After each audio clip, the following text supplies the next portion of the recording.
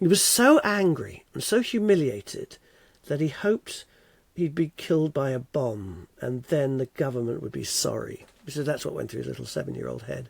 My father remembered he was 7, his brother was slightly older, was 10 or 11, and they were taken out to Bedfordshire.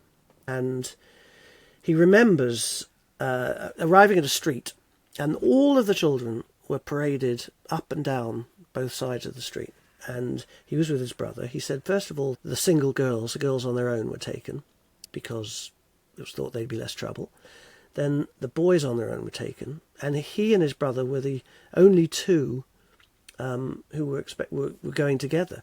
And family after family, or host after host, said no, we don't want these two boys. And what was, he said, particularly humiliating was the fact that people, they would just talk about them in their presence. There was no sort of holding back. No, we don't want these. They don't look, these two look like ruffians. These two look, we definitely. And he said, it was as though they weren't there.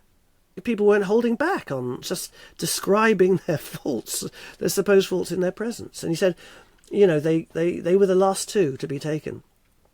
And eventually a couple said, well, all right, we'll have them, just begrudgingly, which is really what you want to hear when you're being taken in for God knows how long. And they took them, and he thinks, it was because they were offered some funding to take them, which is a few shillings, basically the equivalent of about 35 or 40 pounds today, although money did go further then, meant to cover food and clothes and things. And my father said that he hoped, he was so angry and so humiliated that he hoped he'd be killed by a bomb and then the government would be sorry. So that's what went through his little 7-year-old head.